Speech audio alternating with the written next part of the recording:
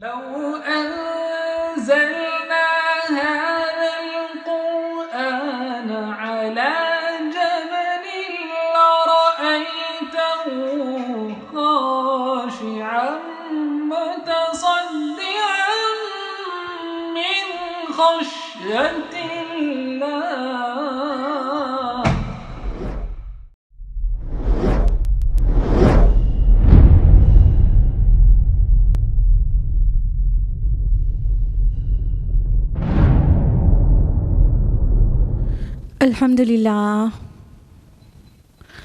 الحمدللہ رب العالمین والصلاة والسلام علی رسولہ الکریم وعلی آلہ واصحابہ اجمعین. اما بعد اعوذ باللہ من الشیطان الرجیم. بسم اللہ الرحمن الرحیم. یا ایہا الناس قد جاءتکم موعظۃ من ربکم وشفاء لما فی الصدور وہدی ورحمۃ للمؤمنین. بسم اللہ الرحمن الرحیم. رب اشرح لی صدری ویسر لی امری واحلل عقدۃ من لسانی یفقہوا قولی. میری عزیز سامعین، درس قرآن مجید میں آپ سب کا تہہ دل سے خیر مقدم ہے. السلام علیکم ورحمۃ اللہ وبرکاتہ. اللہ تعالیٰ کی ذات بابرکات سے امید ہے کہ آپ سب بخیر و عافیت ہوں گی. الحمدللہ. اللہ تعالیٰ آپ کو اچھا رکھے، ہدایت اور صراط مستقیم پر رکھے، دنیا اور آخرت دونوں میں کامیابی اور کامرانی عطا کرے. آمین. تو میرے ساتھ کون سی سورہ چل رہی ہے؟ سورہ لقمان. لاسٹ ٹائم ہم لوگوں نے سورہ لقمان کی کن آیات تک مکمل کیا تھا؟ بالکل 19 تک. تو آج آیت نمبر 20 آنورڈس تفصیل سے جانیں گے. اور پچھلا رکوع جو تھا وہ اس میں حضرت لقمان کی نصیحتیں تھیں. بہت امپورٹنٹ رکوع تھا اور آپ سب اٹینڈ کر چکے ہیں اس کو. تو ابھی بغیر کسی ڈیلے کے آیت نمبر 20 آنورڈز ہم لوگ تفصیل سے شروع کرتے ہیں. اعوذ باللہ من الشیطان الرجیم. بسم اللہ الرحمن الرحیم. الم تروا ان سخر لکم ما فی السماوات وما فی الارض. کیا تم لوگ دیکھتے نہیں ہو کہ اللہ نے زمین اور آسمان کی ساری چیزیں تمہارے لیے مسخر کر رکھی ہیں.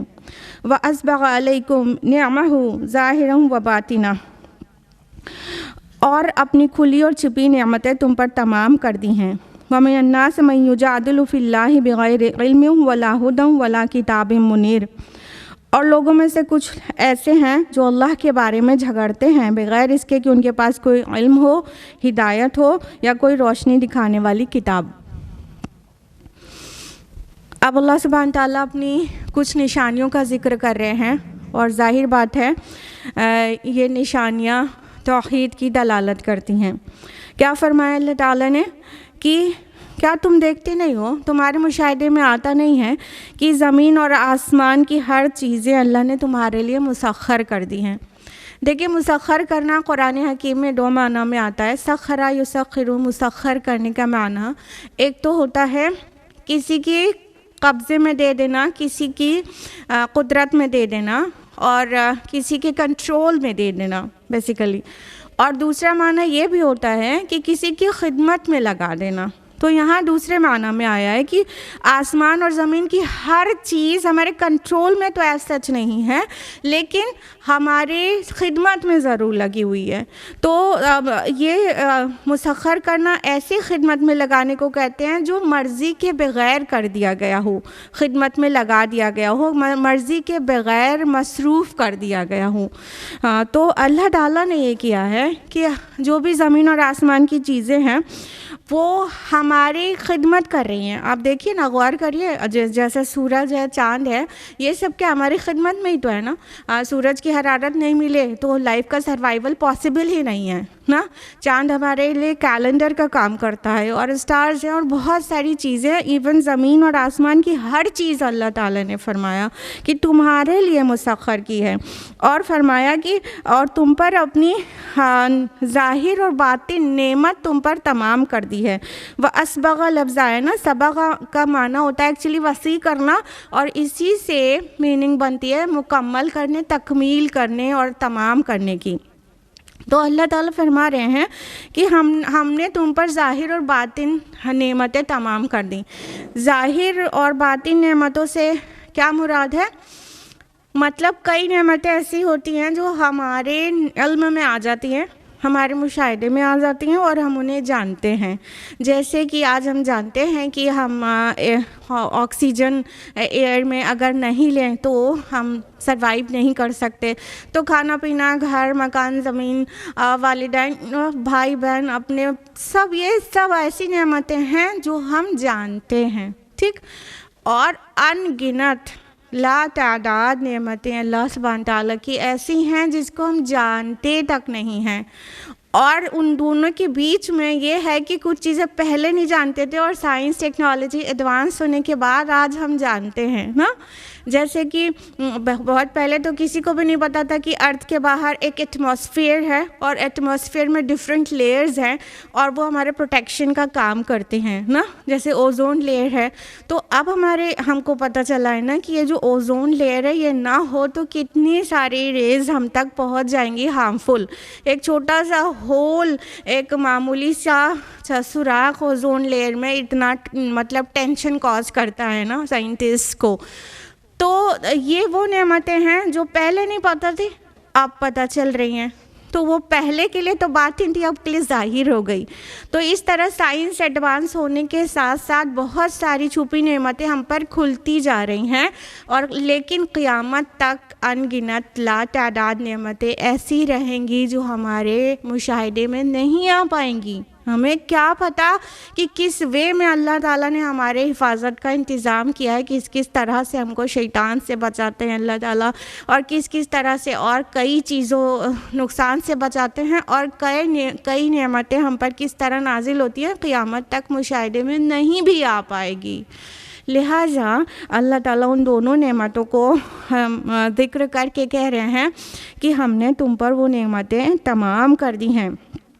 اور اس کے بعد بھی کیا ہے کہ لوگوں میں سے کچھ لوگ ہیں جو اللہ کے بارے میں جھگڑا کرتے ہیں. کون سے جھگڑے ہوتے ہیں اللہ کے بارے میں؟ تو کوئی تو کہے گا دیر از نو گاڈ، کوئی کہے گا دیر آر سیورل گاڈس، اور تو کوئی کہے گا کہ خدا نے بنا لی دنیا اور پھر اب وہ ہم سے لا تعلق ہے، وہ ہماری نگہداشت نہیں کر رہا ہے، اس کو ہم سے مطلب نہیں ہے. بہت ساری فلاسفیز ہیں، بہت سارے جھگڑے ہیں اللہ تعالیٰ کے متعلق. کہنے کا مطلب سب الگ الگ اوپینین بنائے لیتے ہیں. اور مشرک لوگ کہتے ہیں کہ اللہ تعالیٰ کے ساتھ اور پارٹنرز ہیں. یہ سب طرح کے جھگڑے کس طرح کے ہیں؟ بغیر علم کے ہیں، بغیر ہدایت کے ہیں، اور نہ ہی ان کے پاس کوئی کتاب ہے روشن کرنے والی. کہنے کا مطلب یہ کوئی آسمانی کتاب کی دلیل پر جو مشرکانہ عقیدہ ہے وہ نہیں قائم ہوا ہے، ظاہر بات ہے، بلکہ یہ ان کی خود ساختہ ظن ہے جس کی پیروی کر رہے ہیں. تو مختلف قسم کے جھگڑے کر رہے ہیں، لیکن نہ ان کے پاس کوئی عقلی دلیل ہے نہ نقلی دلیل ہے. تو اس طرح سے انسان جو ہے اللہ تعالیٰ کے بارے میں جھگڑا کر رہا ہے، اللہ تعالیٰ کے بارے میں ڈفرینٹ اوپینینز قائم کر رہا ہے. اور یہاں پہ دیکھیے جو انداز ہے، وَمِنَ النَّاسِ مَن يُجَادِلُ فِي اللَّهِ بِغَيْرِ عِلْمٍ وَلَا هُدًى وَلَا كِتَابٍ مُنِيرٍ. پہلے بغیر آیا ہے، پھر ولا آیا ہے، پھر ولا آیا ہے. تو بغیر اور لا یہ تینوں ہی کا معنی نفی کرنے کے لیے ہی آیا ہے. جیسے غیر المغضوب علیہم ولا الضالین ہم پڑھتے ہیں نا سورہ فاتحہ میں روز. تو یہ جو غیر ہے اور لا ہے دونوں نفی کرنے کے لیے ہے نا. تو یہاں پہ بھی ایک غیر اور دو لا، تینوں ہی الفاظ نفی کرنے کے لیے ہیں کہ نہ ہی ان کے پاس کوئی علم ہے، نہ ہی ہدایت ہے، اور نہ ہی کوئی روشن کتاب ہے جس کے اوپر ان کی رائے قائم ہو. یعنی وہ ظن کی پیروی کر رہے ہیں اور اللہ کے بارے میں طرح طرح کے گمان کر رہے ہیں. وَإِذَا قِيلَ لَهُمُ اتَّبِعُوا مَا أَنزَلَ اللَّهُ، اور جب ان سے کہا جاتا ہے پیروی کرو اس چیز کی جو اللہ نے نازل کی ہے، قَالُوا بَلْ نَتَّبِعُ مَا وَجَدْنَا عَلَيْهِ آبَاءَنَا، تو وہ کہتے ہیں کہ ہم تو اس چیز کی پیروی کریں گے جس پر ہم نے اپنے باپ دادا کو پایا ہے. أَوَلَوْ كَانَ الشَّيْطَانُ يَدْعُوهُمْ إِلَىٰ عَذَابِ السَّعِيرِ، خواہ شیطان ان کو بھڑکتی ہوئی آگ کی طرف ہی کیوں نہ بلاتا ہوں، انہی کی پیروی کیے جائیں گے.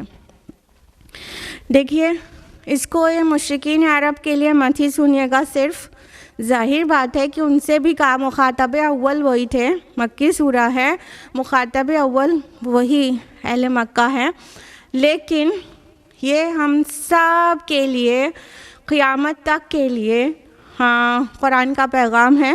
لہٰذا یہ نہ صرف مشرکین مکہ کی عادت تھی کہ اللہ کے آئے ہوئے کلام کے سامنے وہ آباء و اجداد کی پیروی کے لیے کہتے تھے، بلکہ آج نیم سے ایک مسلمز کے گھر میں بھی آپ دیکھ لیجئے یہ ساری چیزیں ہوتی ہیں۔ اللہ تعالیٰ کہہ رہے ہیں جب ان سے کہا جاتا ہے کہ جو کچھ اللہ نے نازل کیا ہے اس کی پیروی کرو، ہدایت آ گئی ہے، قرآن آ گیا ہے، نبی صلی اللہ علیہ وسلم جو تم کو وحی کے ذریعے آیا وہ پیش کر رہے ہیں، اس کی پیروی کرو۔ کہنے کا مطلب انسان کا عمل کیسا ہونا چاہیے؟ کتاب اللہ کے عین مطابق ہونا چاہیے، کریکٹ؟ جب تک ہدایت نہیں آئی تھی، کتاب منیر نہیں آئی تھی، تب تک سب اپنے اپنے ظن کی پیروی کر رہے تھے، لیکن جب کتاب آ گئی تو اس کی پیروی کرو۔ تو جواب میں کیا کہتے ہیں؟ نہیں، ہم تو اسی کی پیروی کریں گے جس پر ہم نے اپنے باپ دادا کو پایا۔ کیا بتائیے خالی مشرکین مکہ یہ بات کہتے تھے؟ آج ہماری سوسائٹی میں کتنے ہی گھر ایسے ہیں انکلوڈنگ مسلمز جہاں پر جب بھی اللہ اور رسول کی بات پیش کرو تو کہیں گے ہاں ٹھیک ہے آپ کہہ رہی ہیں صحیح ہے، مگر کیا ہے کہ ہمارے گھر میں ہمارے گھر کا چلن یہ ہے تو ہم اسی کو کریں گے، ہماری ماں ساس یہ کرتی آئی ہیں تو ہم یہی کریں گے، ہمارے آباء و اجداد کا یہ طریقہ تھا تو اس کو کیسے چھوڑ دیں؟ اب سماج میں بھی منہ دکھانا رہتا ہے، اپنوں کے بیچ میں اٹھنا بیٹھنا رہتا ہے۔ کیا یہ سب باتیں آپ اپنے گرد و پیش نہیں دیکھتے رہتے؟ اللہ تعالیٰ کی بات اور اللہ کے رسول کی بات کے سامنے انسان اپنے خاندان، اپنے معاشرے، اپنے آباء و اجداد کی پیروی کے لیے کہتا ہے کہ ہمارے ہاں تو ایسے ہی ہوتا آیا ہے، ہم ایسے ہی کریں گے۔ اب دونوں میں ڈفرینس کیا ہوا؟ مشرکین جو ہے وہ انکار کر دیتے تھے کہ آپ جو لائے ہیں وہ ہم نہیں مانیں گے اور ہم تو اپنے آباء و اجداد کی پیروی کریں گے، اور آج کے مسلمان جو ہیں وہ کیا کرتے ہیں؟ وہ کہتے ہیں ہاں ٹھیک ہے لکھا ہے قرآن میں، مگر کیا ہے کہ یعنی خالی زبان سے انکار نہیں کرتے لیکن عمل سے انکار کر دیتے ہیں۔ تو کیا صرف زبان کا اقرار جنت میں لے جائے گا عمل کے بغیر؟ تو یہ بالکل وہی روش ہے جو مشرکین کی تھی، اور نہایت اللہ تعالیٰ نے اس کو قرآن میں نہایت ڈسکریج کیا اور بہت ملامت کی اور ریشنل تھنکنگ ڈیولپ کرنے کو انکریج کیا کہ کیا تمہارے آباء و اجداد سب غلطی پر ہوں گے تو تم بھی غلطی کرو گے؟ وہ جہنم کے گڑھے کی طرف دوڑتے چلے جا رہے ہوں گے تو تم بھی دوڑتے چلے جاؤ گے؟ سب گڑھے میں گرے تھے، ہمارے آباء و اجداد گڑھے میں گرے تو ہم بھی گریں، کہاں کی عقل مندی ہے؟ کہاں کی عقل مندی ہے؟ تو یہ کہنا نہایت بے وقوفی والی بات ہے، بلائنڈلی فالو کرنا نہایت بے وقوفی والی بات ہے کہ ہمارے گھر میں ایسا ہی ہوتا تھا، ہمارے ماں ساس ایسے کرتے تھے یا ہمارے خاندان کا چلن ہے۔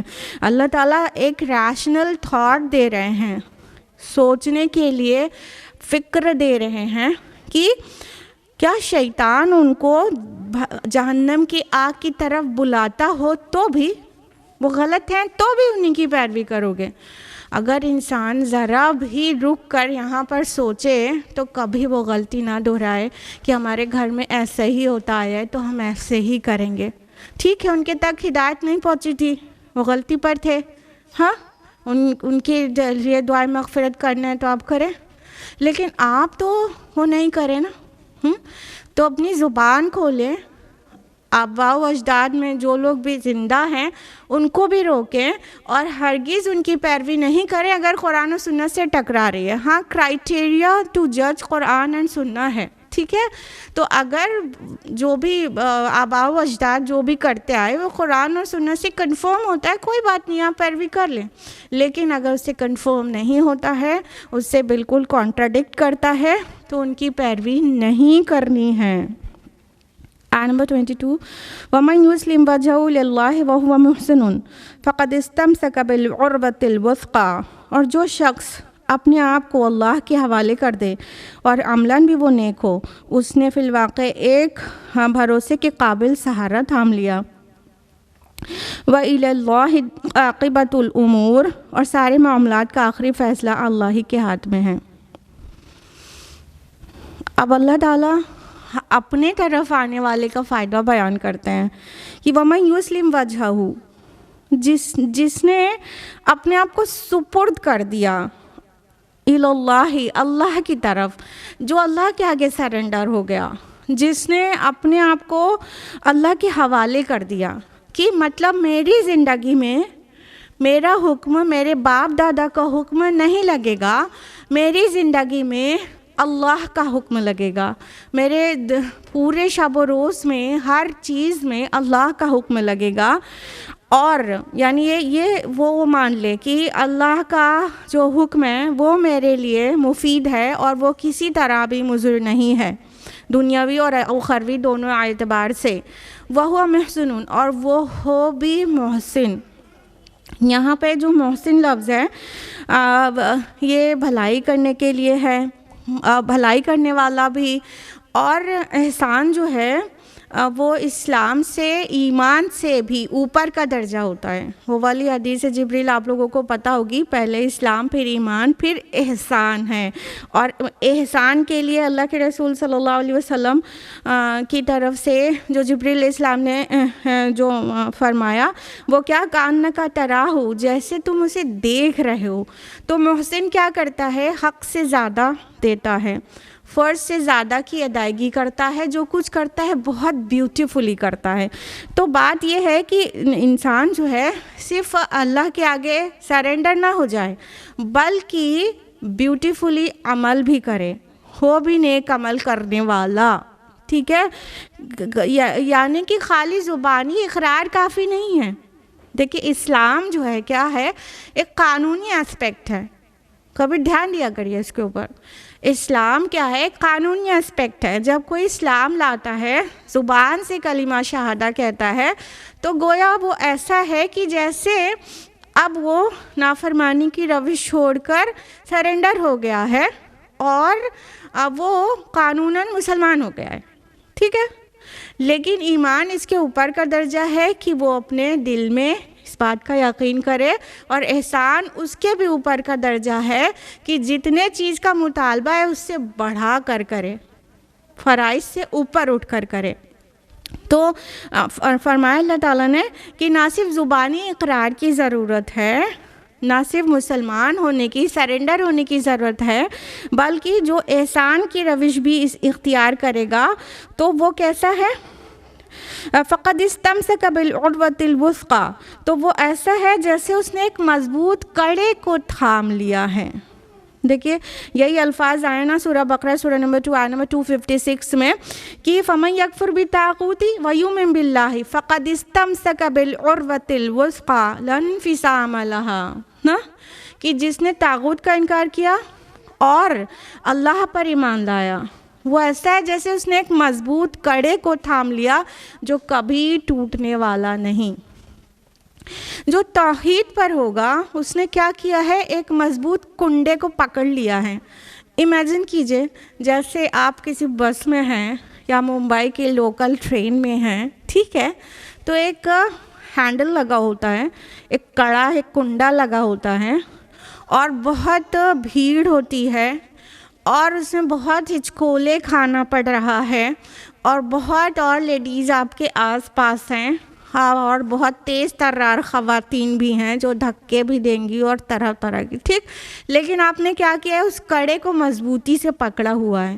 آپ کو دھکے چاہے جتنے لگیں آپ گریں گے نہیں اگر مضبوطی سے پکڑا ہوا ہے، کیونکہ یہاں پہ بالعروۃ الوثقیٰ آیا ہے اور استمسکا بھی آیا ہے۔ استمسکا جو لفظ ہے، مسک یمسک، امساک کا مطلب ہوتا ہے تھام لینا، اور وثقیٰ کا مطلب ہوتا ہے مضبوطی کے ساتھ، ٹھیک ہے۔ اور تو جو وہ کڑا ہے وہ انسان نے تھاما ہے اور بہت مضبوطی کے ساتھ۔ تو آپ اس بس پہ یا لوکل ٹرین میں جہاں کہیں بھی جتنا بھی موومنٹ کے ساتھ ہیں آپ، لیکن ایک کڑے کو آپ نے تھاما ہے، دھکے لگ سکتے ہیں آپ کو لیکن آپ گریں گے نہیں اگر آپ نے مضبوطی سے تھاما ہے۔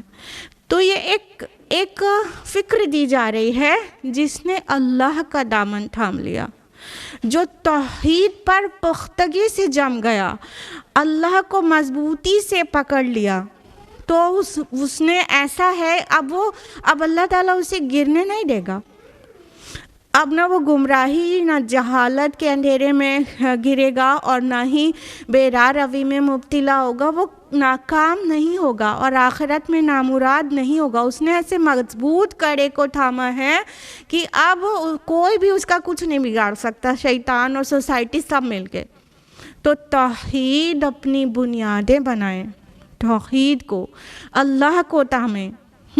توحید کہاں سے ملے گی؟ یہی قرآن مجید سے، کہ یہ قرآن کو اللہ تعالیٰ نے اپنی رسی بتایا تو اس قرآن سے چمٹ جائیں گے۔ وَاعْتَصِمُوا بِحَبْلِ اللَّهِ جَمِيعًا، اللہ کی رسی کو سے کے ساتھ چمٹ جاؤ، ٹھیک ہے۔ اور سورہ آل عمران سورہ نمبر 3 آیت نمبر 103، لیکن وَاعْتَصِمُوا بِاللَّهِ کہا، چمٹ جاؤ اللہ سے۔ سورہ نمبر 22 میں آیت نمبر 76، ٹھیک ہے۔ وَاعْتَصِمُوا بِاللَّهِ، اللہ کے ساتھ چمٹ جاؤ۔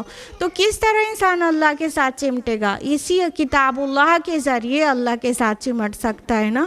تو یہ جو چمٹنا ہے وہ ایسا ہے جیسے ایک مضبوط کڑے کو تھام لینا، اور پھر وہ کبھی گرنے والا نہیں ہے، اور وہ اس کو کسی طرح کا نقصان مادی نقصان کی بات بالکل بھی نہیں کر رہے ہیں، گمراہی کا نقصان نہیں ہوگا، آخرت میں خسارہ نہیں ہوگا۔ تو اللہ تعالیٰ فرما رہے وَإِلَى اللَّهِ عَاقِبَةُ الْأُمُورِ، اور سارے کے سارے کام کا فیصلہ تو اللہ کی طرف ہی ہونا ہے نا، اللہ کے ہی ہاتھ میں ہے نا۔ تو جب انسان اللہ ہی کو تھامے رہے گا تو پلٹنا اسی کی طرف ہے، تو مسئلے کا تو حل ہی ہو گیا نا، مسئلے کا تو حل ہی ہو گیا نا، پلٹنا اللہ کی طرف ہے۔ آخرت میں قیامت میں اللہ کے علاوہ کسی اور کے پاس جانا ہوتا تو اس کو راضی کر لیتے، لیکن اللہ کی طرف پلٹنا ہے تو اللہ ہی کو راضی کرنے کی ضرورت ہے نا۔ تو اس لیے اس کی لاجک بھی دی جا رہی ہے، کیوں اس مضبوط کڑے کو تھامو، پکڑ کے رکھو، کیونکہ تمہیں پلٹنا اسی کی طرف ہے۔ تو وہاں نامراد نہیں ہوگے، وہاں تم کامیاب ہو جاؤ گے، دنیا میں بھی فائدہ ہے، آخرت میں بھی فائدہ ہے۔ وَمَنْ كَفَرَ فَلَا يَحْزُنْكَ كُفْرُهُ إِلَيْنَا مَرْجِعُهُمْ فَنُنَبِّئُهُمْ بِمَا عَمِلُوا۔ اب جو کفر کرتا ہے اس کا کفر تمہیں غم میں مبتلا نہ کرے، انہیں پلٹ کر تو آنا ہماری ہی طرف ہے، پھر ہم انہیں بتا دیں گے وہ کیا کر کے آئے ہیں۔ ان اللہ علیم بذات الصدور، یقیناً اللہ سینوں کے چھپے ہوئے راز تک کو بھی جانتا ہے۔ اب اللہ تعالیٰ اپنے نبی صلی اللہ علیہ وسلم کو ایک تشفی دے رہے ہیں، تسلی دے رہے ہیں کہ یہ جو توحید کا پیغام آپ ان تک پہنچا رہے ہیں پہنچا دیجئے، لیکن اس کے بعد بھی انکار کریں تو آپ غم میں مت گھلیے۔ فلا یحزنک کفرو، ان کے کفر کی وجہ سے آپ غم میں مت پڑیے، آپ کو تکلیف نہ ہو۔ اصل میں نبی صلی اللہ علیہ وسلم اپنی قوم کے لیے، اپنے ایڈریسیز کے لیے اس ڈگری میں کنسرنڈ رہتے تھے کہ ان کا انکار آپ صلی اللہ علیہ وسلم پر بہت شاق گزرتا تھا۔ اس لیے نہیں کہ نبی صلی اللہ علیہ وسلم کو جھوٹا بتا رہے ہیں، وہ تو ایک بشری تکلیف ہے، وہ تو ہوگی ہی، لیکن اس لیے کہ یہ جو انکار کر رہے ہیں اس کا نتیجہ یہ ہوگا کہ آگ میں چلے جائیں گے۔ اس بات کی تکلیف کی شدت نبی صلی اللہ علیہ وسلم اس ڈگری میں محسوس کرتے تھے کہ اللہ تعالیٰ کو ایک شفیق استاد کی طرح بار بار اپنے نبی کو تسلی دینی پڑتی۔ کہ آپ دیکھیں نا، بار بار یہ باتیں آتی ہیں نا، جیسا کہ سورہ کہف میں بھی لعلک باخع نفسک، کہ لگتا ہے تم اپنے آپ کو ہلاک ہی کر دو گے۔ تو اللہ تعالیٰ بار بار کہتے ہیں کہ تم ان کی غم میں اتنا اپنے آپ کو مت گھلاؤ کہ تم اپنی جان ہی ہلاک کر دو۔ یہ درد مندی میرے نبی کے علاوہ اور کہاں ہی دیکھنے کو ملے گی. دوسرے کی ہدایت کے لیے اتنی تکلیف اٹھاتے تھے میرے نبی صلی اللہ علیہ وسلم. تو اللہ تعالیٰ کہہ رہے ہیں کہ اب آپ کو ان کا کفر اتنے غم میں نہ ڈالے، اور ان کو سب کو پلٹنا ہماری ہی طرف ہے نا. تو ہم تو جان ہی رہے ہیں انہوں نے کیا کیا نا، آپ کا انکار بھی کیا اور خود کے اپنے لیے جہنم کا کنڈا خریدا. ہم جان رہے ہیں، آپ اتنے زیادہ غم میں مت پڑیے. اللہ تعالیٰ دلوں کے بھید سے بھی واقف ہے، جو کچھ سینوں میں چلتا ہے وہ بھی جانتا ہے. یعنی کہیں نہ کہیں یہ ایک ڈراوا ان کو بتایا جا رہا ہے کہ یہ جو انکار کر رہے ہیں نا، اس کی اصل وجہ ہم کو پتہ ہے. یعنی اللہ تعالیٰ جان رہے ہیں کہ یہ انکار اس لیے نہیں کر رہے ہیں کہ پہچانے نہیں ہیں، پہچان گئے ہیں. ان کی اکڑ، ان کا تکبر، ان کی انا اور ان کی چودراہٹ ان سے چھننے کا خطرہ ہے، اس لیے نہیں مان رہے ہیں. تو اللہ تعالیٰ بول رہے ہیں کہ اللہ تعالیٰ تو دل کے اندر جو کچھ ہے اس کو بھی جانتا ہے. اس لیے نبی صلی اللہ علیہ وسلم کو غم کرنے کی ضرورت نہیں ہے. نمتعهم قلیلا ثم نضطرهم الى عذاب غلیظ. ہم تھوڑی مدت انہیں دنیا میں مزہ کرنے کا موقع دے رہے ہیں، پھر ان کو بے بس کر کے ایک سخت عذاب کی طرف کھینچ لے جائیں گے. یعنی جو انکار کرنے والے ہیں نا، وہ کیا ہے، تھوڑی مدت دنیا میں مزے کر رہے ہیں. اگر آپ غور کریں تو دنیا کی پوری زندگی اور پورے دنیا، زمین و آسمان اور جو اس کے اندر ہے، سب کچھ بھی ایک انسان کو دے دیا جائے تو وہ تھوڑا ہے. ثمناً قلیلا، بہت تھوڑا ہے، بہت تھوڑا ہے. پوری دنیا بھی تھوڑی ہے. تو یہ جو ہم انکار کر رہے ہیں نا، وہ کس لیے کر رہے ہیں؟ چھوٹی سی اور تھوڑی سی دنیا ہی کے لیے تو کر رہے ہیں. ذرا آپ غور کریں کہ انسان دینداری کیوں اختیار نہیں کرتا اور رب و رسول کی کیوں نہیں مانتا.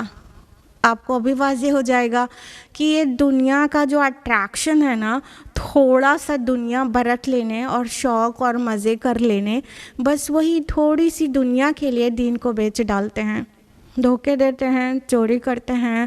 جھوٹ بولنا تو سب نے اپنے لیے جائز کر لیا ہے. مطلب جھوٹ بولنے میں تو مسئلہ ہی کسی کو نہیں ہے. تو اتنا اس ڈگری میں انسان اب دنیا کے آخر ایک جھوٹ بول کے کیا فائدہ ہوتا ہے؟ ایک دم چھوٹا سا کوئی معمولی سا فائدہ ہو جاتا ہے. جتنا فائدہ ہوتا ہے اس سے کتنا بڑا زیادہ نقصان ہو جاتا ہے. دنیا کا بھی، آخرت کا تو بہت ہی بڑا خسارہ ہے نا. تو یہ جھوٹ اور یہ دھوکے اور یہ بہت طرح کے دنیاوی چیزیں، یہ تھوڑے سے فائدے کے لیے تو ہوتی ہیں.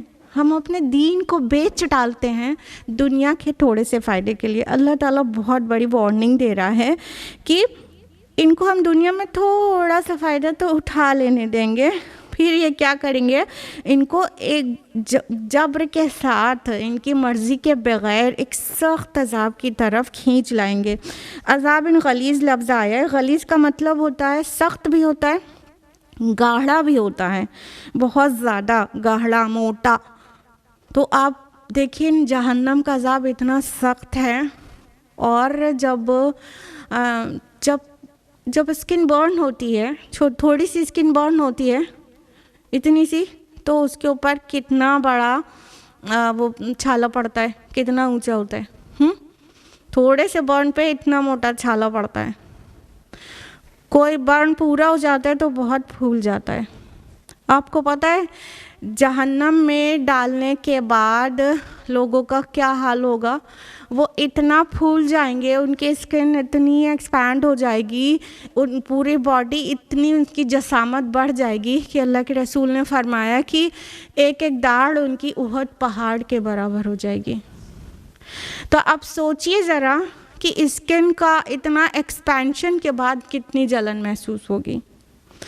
اتنی سی اسکن میں جلتا ہے تو پین ریسیپٹرز اسکن میں ہوتے ہیں، ہمیں جلن محسوس کتنی زیادہ ہوتی ہے.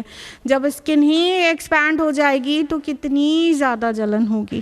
تو اللہ تعالیٰ کہہ رہے ہیں عذاب غلیظ کی طرف ان کو لوٹا دیں گے. تو بہت گہرا عذاب، بہت ہی گہرا عذاب ہوگا. اور کس لیے ہوا؟ کتنے بڑی بے وقوفی کرنے والوں کے لیے ہوا، دنیا کا تھوڑا سا فائدہ حاصل کرنے کے لیے، تھوڑا سا، پوری دنیا بھی مل جائے نا، یہ پوری سرزمین میں جتنی نعمتیں ہیں سب بھی مل جائے نا، تو تھوڑا ہی ہے نا آخرت کے مقابلے، بالکل اتنا تھوڑا ہے۔ انسان اپنی بصیرت کی کمی کی وجہ سے دنیا گلے لگا لیتا ہے اور آخرت کو داؤں پہ لگا دیتا ہے۔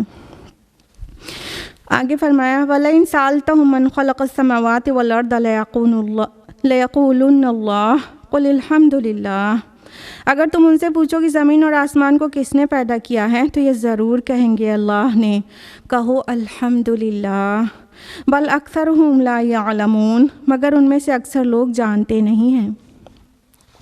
اب دیکھیں مشرکین کی حقیقت کو کھول کے رکھ دیا جا رہا ہے کہ یہ جو لوگ بھی اللہ کے ساتھ شرک کرتے ہیں، ان سبھی سے کسی بھی ٹائپ کا مشرک ہو، ان سے پوچھو کہ زمین اور آسمان کو پیدا کرنے والا کون ہے، تو وہ جو اللہ کے ساتھ پارٹنرز ایسوسیٹ کرتے ہیں نا، جو اسمال جی گاڈ جس کو کہا جاتا ہے، استغفر اللہ، یا پھر کوئی اللہ کے ساتھ پیر فقیر اور جو بھی لوگوں کی نظر و نیاز چڑھایا کرتے ہیں، کوئی بھی طرح کا مشرک، ان سب سے پوچھو کہ زمین اور آسمان کو کیا تمہارے انہوں نے پیدا کیا ہے، اسمال جی گاڈ نے، تو کبھی نہیں کہیں گے ہاں، کیونکہ وہ جانتے ہیں کہ یہ بالکل کوڑا جھوٹ ہوگا۔ وہ جو کیپٹل جی گاڈ، جو ایک خدا کا تصور ہے ان کے پاس، جو سپریم پاور ہے، اسی کی طرف وہ منسوب کریں گے، تو سبھی کہیں گے اللہ نے۔ سیم واز ود مشرکین مکہ، کہ جب ان سے کہا جاتا تھا کہ کیا یہ آسمان اور زمین کو کس نے پیدا کیا ہے، وہ جو دیوی دیوتا بنا رکھے، بت چھوٹے چھوٹے اور سب رکھ چھوڑے ہیں، انہوں نے تو کہتے تھے نہیں، اللہ نے پیدا کیا ہے۔ تو اب دیکھیں کتنا پیارا بیچ میں جو فریز ہے، قل الحمدللہ، آپ کا یہ الحمدللہ کم سے کم اتنی سمجھتا ہے تمہیں، الحمدللہ تم نے توحید کو مان تو لیا، خالق نہیں بولتے ہو تم نا، آسمان اور زمین کا خالق نہیں بولتے ہو، جو سب تمہارے ڈیمی گاڈز ہیں اس کو آسمان زمین کا خالق نہیں بولتے ہو، الحمدللہ یہ تو مان لیا۔ لیکن کیا بات یہیں پہ ختم ہو گئی؟ اگر ساری حمد اور تعریف اللہ کے لیے ہے تو ساری عبادت بھی اس کے لیے ہونی چاہیے نا۔ تم کہاں پھرے جا رہے ہو، کہاں پھرے جا رہے ہو؟ جب تمہارے معبودان باطل جو ہیں انہوں نے پیدا نہیں کیا ہے آسمان اور زمین کو، تو تم کیوں ہی ان کی عبادت کر رہے ہو؟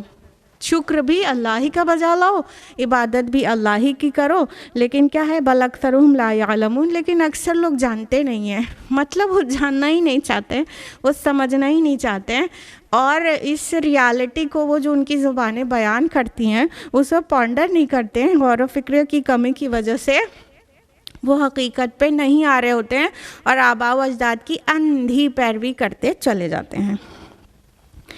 فرمایا للہ ما فی السماوات والارض، آسمانوں اور زمین میں جو کچھ بھی ہے وہ اللہ ہی کا ہے، ان اللہ هو الغنی الحمید، بے شک اللہ تعالیٰ بے نیاز ہے اور اپنے آپ سے محمود ہے۔ اب اللہ سبحانہ تعالیٰ فرما رہے ہیں صرف وہ خالق نہیں ہے بلکہ ملکیت بھی اس کی ہی ہے، للہ ما فی السماوات و ما فی الارض، کہ جو کچھ ہے آسمان اور زمین میں اس کا مالک بھی اللہ ہے۔ یہ جو للہ آیا ہے نا، یہ لام تملیک ہے، یعنی ملکیت اللہ کی ہے، اونرشپ belongs to اللہ سبحانہ و تعالی only۔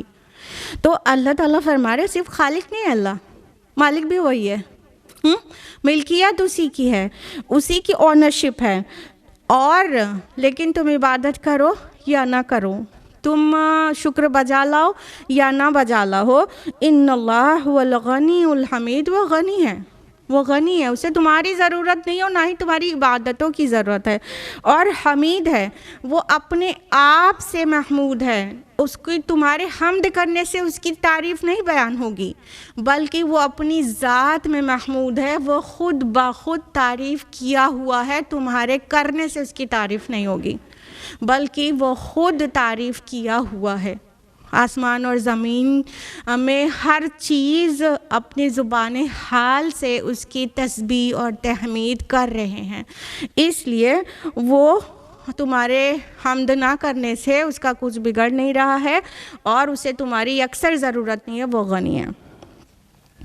وَلَوْ أَنَّ مَا فِي الْأَرْضِ مِنْ شَجَرَةٍ أَقْلَامٌ وَالْبَحْرُ يَمُدُّهُ مِنْ بَعْدِهِ سَبْعَةُ أَبْحُرٍ مَا نَفِدَتْ كَلِمَاتُ اللَّهِ إِنَّ اللَّهَ عَزِيزٌ حَكِيمٌ۔ زمین میں جتنے درخت ہیں اگر وہ سب کے سب قلم بن جائیں اور سمندر سیاہی ہو جسے 7 سمندر مزید روشنائی مہیا کرے، تب بھی اللہ کی باتیں کبھی ختم نہ ہوں، بے شک اللہ زبردست اور حکیم ہے، بے شک و شبہ۔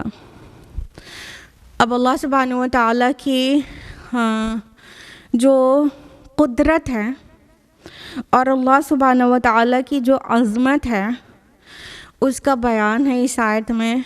ایکسٹرا آرڈینری آیت ہے۔ سملر آیت سورہ کہف سورہ نمبر 89 نمبر 109 بھی ہے، اور یہاں پر بہت غور کا مقام ہے کہ اللہ تعالیٰ اپنے آپ کو کس طرح ہم کو انٹروڈیوس کر رہے ہیں۔ کہنے کا مطلب اگر ہم اس آیت پہ پونڈر کر لینا تو کچھ نہ کچھ اللہ کی معرفت حاصل ہو جائے گی۔ اللہ تعالیٰ جو کانٹیکسٹ چل رہا ہے توحید اور شرک کا، تو اللہ تعالیٰ کہہ رہے ہیں تم اللہ کے ساتھ شرک کرتے ہو، تم اللہ تعالیٰ کو نہیں پہچانتے ہو۔ تو سنو اللہ تعالیٰ کے متعلق کہ زمین میں جتنے بھی درخت ہیں سب کی قلم بنا دی جائے، اور یہ جتنے بھی سمندر ہیں اس کو انک میں بدل دیا جائے، اور اس کے پیچھے 7 سمندر اور سپلائی میں اس انک میں ایڈ کر دیا جائے، تب بھی ما نفدت کلمات اللہ، تب بھی اللہ کی کلمات تمام ہونے والے نہیں ہیں۔ اب بظاہر ہے کہ مبالغہ ایگزاجریشن لگ رہا ہوگا، لیٹس پونڈر کہ ایک ایکچولی مبالغہ کا ایک شائبہ تک نہیں ہے، بلکہ اللہ کی ذات اس سے بھی بہت زیادہ عظیم ہے۔ چلیے تھوڑا سا یہاں پہ رک کے دیکھتے ہیں کہ یہ کیسے مبالغہ نہیں ہے۔ خالی جو عقل میں سمانے والی چیزیں اتنی ہی بتایا جائے گا، جو عقل میں سمائے گی ہی نہیں، ظاہر بات ہے اس کو بتانے کا کوئی مطلب نہیں ہے۔ اللہ تعالیٰ کہہ رہے ہیں کہ جو زمین میں جتنے درخت ہیں ان سب کے پین بنا دو، قلم بنا دو۔ کتنے درخت ہیں زمین میں؟ آپ کو اگر نہیں پتہ، یہ تو ارتھ جو ہے اس میں 3.04 ٹریلین ٹریز ہیں، ٹھیک ہے؟ ایک ہیومن بینگ کے لیے 400 پیڑ، ٹھیک؟ ہیومن بینگ سے 400 ٹائمز زیادہ، 3.04 ٹریلین ٹریز ہیں، ٹھیک؟ ارتھ کتنی بڑی ہے؟ ارتھ کا جو ڈائمیٹر ہے وہ 12,756 کلومیٹر ہے۔ ڈائمیٹر جانتے نا، ریڈیس کا ڈبل ہوتا ہے ڈائمیٹر، ٹھیک؟ تو جو ارتھ ہے اس کا ڈائمیٹر 12,756 کلومیٹر ہے، بس اتنی چھوٹی سی ارتھ ہے۔ ارتھ کے ایک ساتھ ایک اور پلینٹ ہے جوپیٹر نا، جوپیٹر۔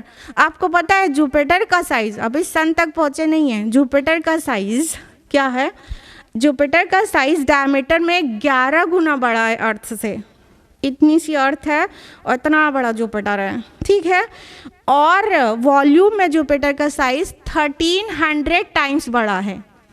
والیوم میں ارتھ ایک سینڈ پارٹیکل ہے اور جوپیٹر ایک فٹ بال سے بھی زیادہ بڑا، ٹھیک؟ 1300 ٹائمز۔ ابھی کس کی بات کر رہے ہیں؟ پلینٹ کی بات کر رہے ہیں، ٹھیک؟ اب پلینٹ یہ سارے جوپیٹر ہو چاہے ارتھ ہو چاہے اور سارے پلینٹس سن کے اراؤنڈ ریوالو کر رہے ہیں۔ جو سن ہے جس کے اراؤنڈ ارتھ اور جوپیٹر سب ریوالو کر رہے ہیں، اس کا سائز کیا ہے؟ ڈائمیٹر میں ارتھ سے 109 گنا بڑا ہے سن۔ سورج جو ہے ارتھ سے 109 گنا بڑا ہے ڈائمیٹر میں، اور والیوم میں 1.3 ملین ٹائمز 13 لاکھ گنا بڑا ہے سورج زمین سے۔ اب خالی زمین کے سائز سے سورج کا سائز امیجن کیجئے، والیوم میں 13 لاکھ گنا. ایک سورج اور 13 لاکھ زمینیں ایک سورج میں سما سکتی ہیں. 13 لاکھ، خالی سورج کا سائز اتنا بڑا ہے. ٹھیک ہے، اب یہ پوری سولر فیملی جو ہے یہ ملکی وے گیلیکسی کا ایک حصہ ہے نا، اور ملکی وے گیلیکسی میں یہ سورج جیسے اور اس سے بھی بڑے بڑے اور اس سے بھی زیادہ برائٹ بہت سارے سٹارز ہیں. کتنے سٹارز ہیں؟ 100 to 400 بلین سٹارز. ابھی مطلب یہ بھی کنفرم نہیں ہے کہ بس اتنے ہی ہیں. 100 to 400 بلین سٹارز ہیں. اور ملکی وے گیلیکسی کا سائز اگر آپ کو پتہ لگانا ہو تو اپروکسیمیٹلی جو ایسٹرونامرز نے ملکی وے گیلیکسی کا سائز جو اپروکسیمیٹلی بتایا ہے وہ 1 لاکھ لائٹ ایئرز. ملکی وے گیلیکسی کے ایک پوائنٹ سے دوسرے پوائنٹ پہ پہنچنے میں 1 لاکھ لائٹ ایئرز لگیں گے. 1 لائٹ ایئر کتنا ہوتا ہے؟ جہاں پر روشنی ایک سال میں جتنی دوری ڈسٹینس کور کرتی ہے اس کو 1 لائٹ ایئر کہتے ہیں. 1 لاکھ لائٹ ایئرز تو خالی ملکی وے گیلیکسی ہے جس کا ممبر ہے سولر فیملی. اتنی بڑی بیونڈ آر امیجنیشن. لیکن اتنا ہی نہیں، کتنی گیلیکسیز ہیں ملکی وے گیلیکسیز سے جیسی، مطلب دوسری اینڈرومیڈا ہے، بہت ساری. کتنی گیلیکسیز ہیں؟ یہ پورے فرسٹ ہیون میں، یہ جو سمائی دنیا ہے یہ کیا ہے؟ یہ فرسٹ ہیون ہے صرف. اس میں کتنی گیلیکسیز ہیں؟ کہتے ہیں آبزرویبل یونیورس جو ہے اس میں 100 بلین to 200 بلین گیلیکسیز ہیں. اور یہ آبزرویبل یونیورس میں ہے جتنا ٹیلیسکوپ سے دکھائی پڑ رہا ہے. اور ایسے اندازہ ہے کہ 2 ٹریلینز یا 2 ٹریلین سے بھی زیادہ گیلیکسیز ہیں پورے اسپیس میں. 2 ٹریلین سے بھی زیادہ گیلیکسیز ہیں اسپیس میں. اور یہ کون سی اسپیس ہے جس کو فرسٹ ہیون کہتے ہیں؟ قرآن 7 آسمان بتاتا ہے. یہ صرف فرسٹ ہیون کے بارے میں آپ کو اس کا سائز بتا رہے ہیں، ہاں. اور اس کے بعد علامہ العلوسی نے اپنی کتاب روح المعانی میں لکھ چھوڑا ہے کہ یہ ارتھ زمین کا جو سائز ہے فرسٹ ہیون یعنی پہلے آسمان کے سائز کے کمپیریزن میں ایسا ہے جیسے رنگ ان دا ڈیزرٹ. ایک چھلا ہو، ایک انگوٹھی ہو، سہارا ڈیزرٹ میں پڑی ہے، اتنا بڑا ڈیزرٹ اور اتنی چھوٹی سی رنگ. بات آگے بڑھتی ہے. اور فرسٹ ہیون کا سائز سیکنڈ ہیون کے کمپیریزن میں، دوسرے آسمان کے کمپیریزن میں ایسا ہے جیسے رنگ ان دا ڈیزرٹ. اس طرح تیسرے، چوتھے، پانچویں، ساتویں آسمان کا سائز اتنا ہے جیسے چھٹے آسمان کے کمپیریزن میں جیسے رنگ ان دا ڈیزرٹ. چھٹا آسمان جیسے رنگ اور ساتواں آسمان جیسے ڈیزرٹ. اس کے اوپر کرسی ہے اللہ تعالیٰ کی. کرسی کا سائز کے سامنے ساتواں آسمان ایسا ہے جیسے رنگ ان دا ڈیزرٹ. کرسی کے اوپر اللہ کا عرش ہے اور عرش کرسی کے سامنے ایسا ہے، کرسی عرش کے سامنے ایسی ہے جیسے رنگ ان دا ڈیزرٹ. اللہ اکبر. یہ اللہ کی خلقت ہے. خالی عرش اللہ سبحانہ و تعالیٰ کی خلقت میں سب سے عظیم ہے. اور ابو داؤد کی حدیث ہے کہ حامل عرش جو فرشتے ہیں ان میں ایک فرشتے کے بارے میں امیجن کریے کہ اس کے کان کی لو سے لے کے اس کے شولڈر تک کا جو ڈسٹینس ہے وہ 700 ایئرز کی جرنی کے برابر ہے. 700 سال کی مسافت کے برابر ہے ایک فرشتے کے ایئر لوب سے شولڈر کے بیچ کا ڈسٹینس. یہ فرشتے اللہ کے عرش کو اٹھائے ہوئے ہیں. اور ترمذی کی حدیث ہے کہ ایک آسمان سے دوسرے آسمان کے بیچ کی جرنی ہے 500 ایئرس کی، 500 سال کی مسافت کے برابر۔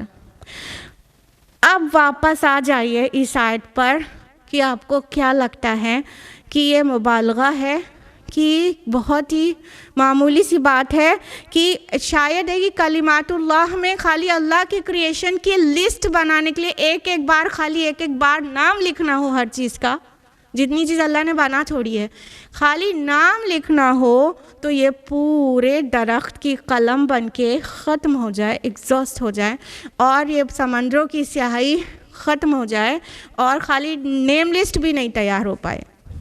اب واپس ارتھ کے سائز کی طرف آئیے نا، عرش سے لے کے ابھی اللہ کی ذات اور صفات کے بارے میں بات ہی نہیں ہو رہی ہے نا، وہ تو ایسے ہی بیونڈ امیجنیشن ہے، عرش بھی بیونڈ امیجنیشن ہے، کرسی بھی بیونڈ امیجنیشن ہے، اور آل ہیونز بھی بیونڈ امیجنیشن ہے ایکچولی، کیونکہ ہم لوگ ملکی وے گیلیکسی کا سائز تک امیجن نہیں کر پائیں گے، 1,00,000 لائٹ ایئرس کہاں امیجن کر پائیں گے۔ تو اب بتائیے کہ یہ چھوٹی سی ذرہ برابر کی ارتھ جس کی ویلیو پن پوائنٹ کے برابر بھی نہیں ہے نا، اتنی سی ارتھ پہ کتنے ہی ٹریز ہیں، تو کیا ہوا 3 ٹریلین ٹریز ہیں تو کیا ہوا، ہاں وہ اتنے سے پیڑ کیا اللہ کے کلمات کو لکھیں گے، کیا لکھیں گے، ہاں تو اللہ کی ذات صفات اس کی ساری چیزیں لکھنا تو بہت دور کی بات ہو گئی، اللہ کی ساری مخلوق کی لسٹ بھی نہیں بن سکتی اس زمین کے سارے درختوں کی پین بنا کے اور سارے سمندر کی سیاہی بنا کے۔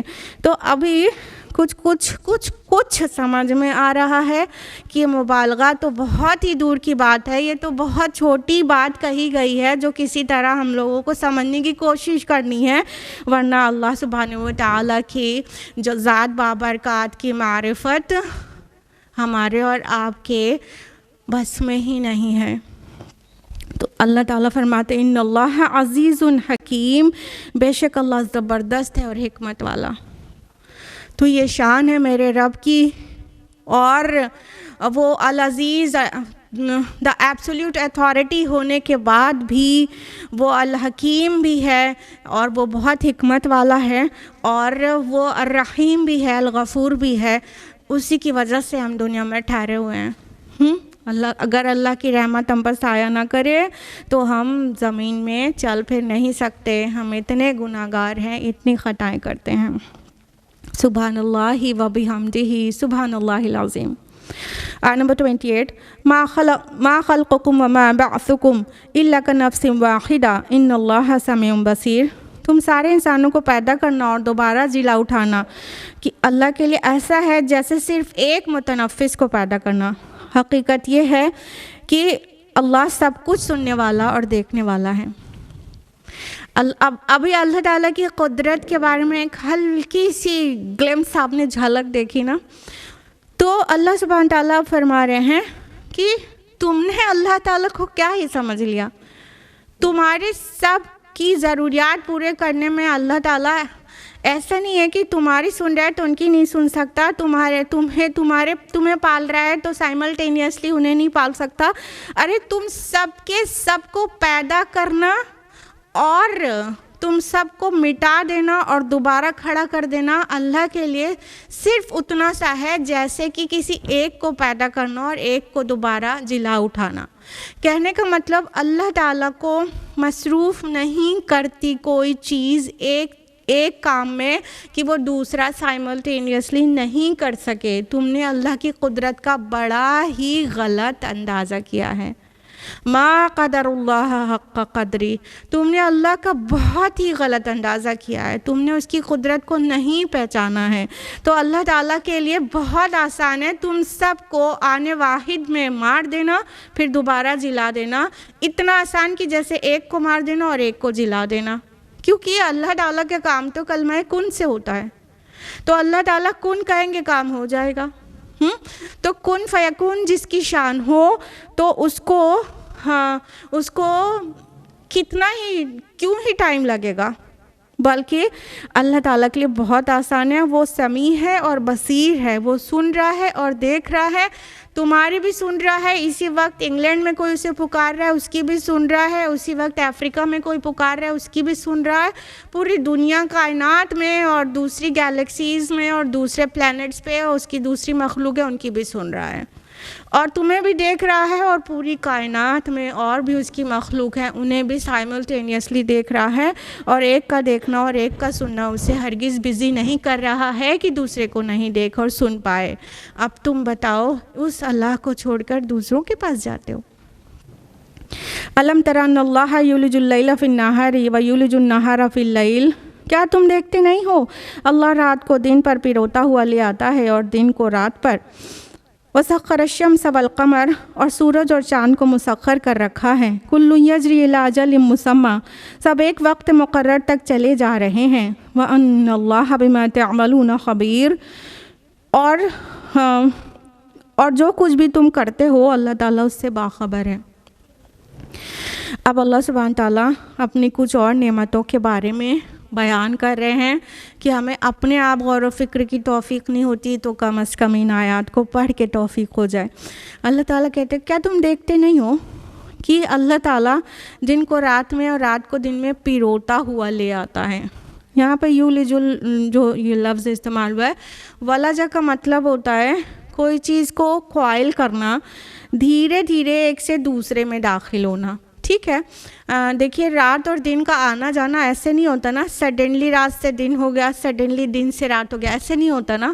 اتنا خوبصورت نظام ہے کہ ارتھ اپنی ایکسس پہ گھومتی رہتی ہے, اور وہ گھومتے ہوئے جو حصہ سورج کے سامنے رہتا ہے تو وہ دن کا حصہ رہتا ہے, وہ گھومتی جاتی ہے, دھیرے دھیرے وہ روشنی کم ہوتی جاتی ہے, شام ہوتی ہے جس کو شام کہتے ہیں, وہ نہ دن ہوتا ہے نہ رات ہوتی ہے, شام ہوتی ہے, پھر وہ دھیرے دھیرے اندھیرا ہو جاتا ہے. تو اللہ تعالیٰ کہہ رہے ہیں کبھی دیکھو, کبھی غور کرو. انسان کو ان سب چیزوں پہ غور کرنا چاہیے, اس سے اس کو رب کی معرفت حاصل ہوگی اور پھر اس کی عبادتیں سدھریں گی. تو اللہ تعالیٰ کہتے ہیں دیکھتے نہیں ہو کیسے اللہ تعالیٰ دن کو رات میں داخل کرتا ہے, رات کو دن میں داخل کرتا ہے, اور سورج اور چاند سب کو مسخر کر دیا ہے. ابھی سخر یسخر مسخر کا معنی بتایا تھا کہ کس طرح سب کو ایک ضابطے کا پابند بنا دیا ہے اور تمہارے کام میں لگا دیا ہے. ظاہر سورج بھی ہمارے کام میں ہے, چاند بھی ہماری خدمت میں لگا ہوا ہے. تو فرمایا کہ سب ایک مقررہ وقت تک کے لیے چلے جا رہے ہیں. یہ جاری تو ہیں, چل تو رہے ہیں. کل فی فلک یسبحون, ہر ایک حرکت میں تو ہے, لیکن الی اجل مسمى, ایک مقررہ وقت تک کے لیے اور ایک مقررہ ٹھکانے تک بھی اس کو سمجھ سکتے ہیں. ظرف زمان و مکان دونوں سمجھ سکتے ہیں کہ ایک مقررہ وقت تک کے لیے کہنے کا مطلب کہ یہ جو سورج اور چاند ہے ان کی منزلیں اللہ نے طے کی ہوئی ہیں. اور آپ کو پتہ ہے کہ اسٹارز جو ہیں بنتے بھی ہیں, اور اسٹارز بلیک ہول میں چلے جاتے ہیں اور بلیک ہول سے غائب ہو جاتے ہیں, پھر ہمارے مشاہدے میں بھی نہیں آتے. ٹھیک ہے, تو یہ سورج بھی ایک نہ ایک دن بلیک ہول میں چلا جائے گا.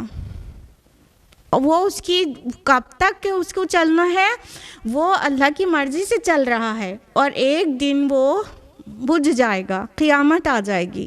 تو یہ جب تارے بلیک ہول میں جاتے ہیں تو وہ گر جاتے ہیں, پھر اس کی روشنی ہمیں نہیں ملتی, اور وہ اس کے ساتھ کیا ہوتا ہے یہ تو اللہ تعالیٰ ہی جانے بلیک ہول میں جانے کے بعد, رائٹ. تو یہ سورج بھی ایک وقت مقررہ تک چل رہا ہے. بخاری کی حدیث ہے کہ اللہ کے رسول صلی اللہ علیہ وسلم فرماتے ہیں کہ سورج ہر روز نکلنے سے پہلے اپنے رب سے پرمیشن مانگتا ہے, پھر وہ نکلتا ہے اور اپنا دن پورا کرتا ہے, اور پھر اگلے دن پھر جا کر اپنے رب کو اب عرش کے پاس سجدہ کرتا ہے, اور پھر اگلے دن نکلنے کی اجازت مانگتا ہے. اور ایک وقت آئے گا کہ اسے اجازت نہیں ملے گی اور اسے کہا جائے گا لوٹ جا, تو پھر اس دن وہ مشرق سے نکل آئے گا. یہ حدیث ہم نے پڑھی ہے کہ وہ قیامت کے قریب سورج ایک دن ویسٹ سے نکلے گا. تو ہر دن سورج، اب اس کا مقررہ پوائنٹ کون سا ہے یہ ہمیں اور آپ کو نہیں پتا کہ کہاں پہ وہ پرمیشن لیتا ہے اللہ تعالیٰ سے، کون سے پوائنٹ پہ. ڈیلی کا کام ہے سورج کا، اللہ کے حکم سے نکلتا ہے. وہ روزانہ جا کے عرش کے پاس سجدہ کرتا ہے اور اگلے دن نکالنے کی اجازت مانگتا ہے، تب دوسرے دن نکلتا ہے، اللہ کی مرضی سے نکلتا ہے. اور قیامت کے نزدیک ایک دن ایسا آئے گا کہ اس کو نکلنے کی اجازت نہیں ملے گی، واپس ہو جانے کے لیے کہا جائے گا، تو اس دن وہ ویسٹ سے نکل آئے گا. تو یہ سب بہت ایبسٹریکٹ ریالٹیز ہیں جس کو سمجھنا تھوڑا مشکل ہے. سائنس ایڈوانس ہوتے ہوتے تھوڑا بہت سمجھ میں آ بھی سکتی ہے. تو کہنے کا مطلب یہ اللہ کی مرضی سے چل رہا ہے، اور جب اللہ کی مرضی نہیں ہوگی تو الٹا بھی چل جائے گا، اور جب اللہ کی مرضی نہیں ہوگی تو بجھ بھی جائے گا اور قیامت آ جائے گی. تو الی اجل مسمی، قیامت کی طرف اشارہ کر رہا ہے کہ ایک دن قیامت آ جائے گی اور یہ سب جو ابھی کام میں لگے ہوئے ہیں سب کا کام پیک ہو جائے گا. اور اللہ تعالیٰ بہت باخبر ہے اور وہ جانتا ہے جو کچھ تم کر رہے ہو، یعنی کہ تم اپنی شامت خود سے مت بلاؤ، اللہ تعالیٰ کے علم میں ہے تمہارے ہر عمل. ذالک بأن اللہ هو الحق وأن ما يدعون من دونه الباطل، یہ سب کچھ اس وجہ سے کہ اللہ ہی حق ہے اور اسے چھوڑ کر جن چیزوں کی تم دوسروں کو جو پکار رہے ہو وہ سب باطل ہیں. وَأَنَّ اللَّهَ هُوَ الْعَلِيُّ الْكَبِيرُ، اور اسی وجہ سے اللہ ہی بزرگ و برتر ہے. اب اللہ تعالیٰ نے اپنے عظمت کے کچھ بیان اور اپنی نعمتوں کے کچھ تذکرے کے بعد فرمایا کہ جان لو کہ یہ اللہ ہی حق ہے، اور اس کے علاوہ جس کو بھی تم پکارتے ہو سب باطل ہے. یہاں حق اور باطل بہت معنی خیز ہے. اللہ ہی کا وجود اصل وجود ہے، اور کسی کا وجود اصل میں کوئی وجود حقیقی ہے ہی نہیں. باطل یہاں پہ یہ معنی دے رہا ہے کہ جس طرح سراب ہوتی ہے نا، کہ پیاسا اس کو پانی سمجھتا ہے، مراج نا، جب ریت چمکتی رہتی ہے تو پیاسا اسے پانی سمجھتا ہے، لیکن وہ پانی نہیں ہوتا، وہ ایک دھوکہ ہوتا ہے. تو جو کچھ بھی ہے اللہ کے علاوہ وہ محض ایک دھوکہ ہے. وہ انسان اللہ کے علاوہ جس کو پکار رہا ہے وہ دھوکے کے علاوہ کچھ نہیں ہے، وہ باطل ہے. وہ سمجھ رہا ہے اس کا وجود، اس کا کوئی وجود نہیں. خالق کے وجود کے سامنے کسی کا بھی کوئی اصل میں وجود نہیں. تو اللہ ہی حق ہے، وجود حقیقی صرف اس کا ہے، وہ اپنی ذات سے موجود ہے. اور کسی کا وجود ہے تو اس کا عطائی ہے. بہت بڑا ڈفرینس ہے یہ. تو اللہ ہی حق ہے، باقی سب باطل ہیں. اللہ کے علاوہ جس کو پکارا جائے سب بیس لیس ہیں، بے وجود ہیں، بے حقیقت ہیں. اور اللہ کون ہے؟ علی ہے، کبیر ہے، اونچا ہے، بڑا ہے. بس وہی ہے اور بس وہی بڑا ہے اور وہی سب سے اونچا ہے. الم تر ان الفلک تجری فی البحر بنعمت اللہ لیریکم من آیاتہ، کیا تم دیکھتے نہیں ہو کہ کشتی سمندر میں اللہ کے فضل سے چلتی ہے تاکہ وہ تمہیں اپنی کچھ نشانیاں دکھائے. ان فی ذلک لآیات لکل صبار شکور، در حقیقت اس میں بہت سی نشانیاں ہیں ہر اس شخص کے لیے جو بہت صبر کرنے والا اور بہت شکر کرنے والا ہے. اب اللہ سبحانہ تعالیٰ نے زمین اور آسمان کی کچھ نشانیاں بیان کرنے کے بعد فرمایا کہ اب تم سمندر پہ اللہ کی توحید کا مشاہدہ کرو جو سمندر کے علاوہ اتنی شان کے ساتھ کہیں پہ نہیں کرتے ہو. ٹھیک ہے، فرمایا کیا تم دیکھتے نہیں ہو کشتی سمندر میں اللہ کے فضل سے چلتی ہے. جب کشتی چلتی ہے، چاہے وہ کشتی ہو چاہے بڑے بڑے جہاز ہوں، جب تک اللہ کا فضل اور ہوائیں نہ ہوں تب تک وہ نہیں چل سکتے. تو اللہ کے فضل سے چلتی ہے. اور اللہ تعالیٰ فرماتے ہیں کہ اس میں بہت ساری نشانیاں ہیں ہر اس شخص کے لیے جو بہت زیادہ صبر کرنے والا اور بہت زیادہ شکر کرنے والا ہے. یعنی ایسے زمین پہ بھی انسان دیکھنا چاہے تو توحید کے دلائل بکھرے پڑے ہیں، لیکن سمندر میں جب ہوتا ہے نا تو کیا ہوتا ہے کہ صرف پانی دکھائی دے رہا ہے اور آسمان دکھائی دے رہا ہے اور کہیں پہ کوئی سہارا نہیں دکھائی دے رہا ہے جس پہ سوار ہیں کشتی یا جہاز سے، بس اسی پر. تو ایک الگ ہی اللہ تعالیٰ کے ساتھ کنیکشن بنتا ہے کہ یہاں پہ اللہ تعالیٰ کے علاوہ کوئی نہیں بچا سکتا نا، اللہ تعالیٰ کے علاوہ کوئی نہیں بچا سکتا. ابھی اگلی آیت میں واضح ہو جائے گا کہ کیا فیلنگ ہوتی ہے سمندر میں. تو اللہ تعالیٰ کو اگر اس کی موجودگی کو محسوس کرنا ہے تو ایک بار بحری سفر کریں تو بہت ساری نشانیاں دکھیں گی کہ ایک تو منظر الگ ہوتا ہے، دوسرا صرف پانی اور اتنا شور اور اتنا وہ مطلب لہروں کا شور اور ادھر کوئی سہارا نہیں، تو بس اللہ ہی اللہ یاد آتا ہے. تو اس نظر سے دیکھنا کہ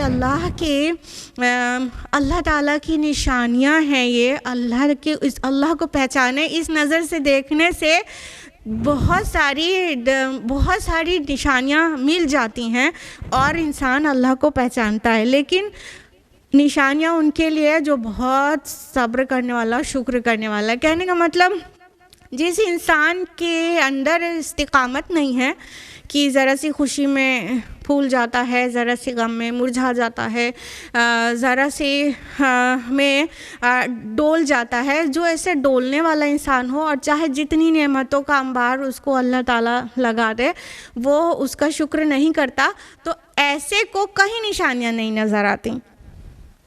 جو ثابت قدم رہ کے ہر طرف اللہ کو ڈھونڈتا ہے اور ہر نعمت کو اللہ کی طرف منسوب کرتا ہے، ہر پریشانی اور سکھ میں ہر میں بیلنسڈ زندگی گزارتا ہے، اس کو آفاق اور انفس میں نشانیاں نظر آتی ہیں.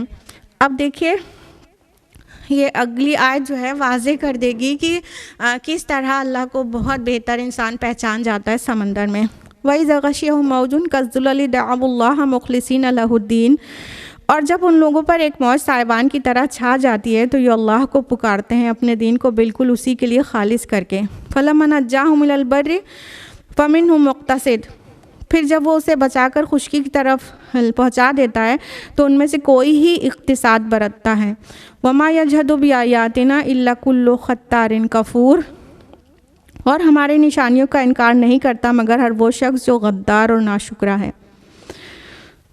اب دیکھیے وہ پورا منظر سامنے آ گیا نا کہ جب انسان سفر کرتا ہے بحری سفر تو فرمایا کہ جب سائبان کی طرح ان پر موجیں چھا جاتی ہیں، یعنی اتنی اونچی اونچی لہریں اٹھنے لگتی ہیں، چاہے جتنا ہائی ٹیک شپ ہو، چاہے جو بھی ہو، چاہے کشتی معمولی ہو یا بہت زیادہ ہائی ٹیکنالوجی سے بنا ہوا شپ ہو.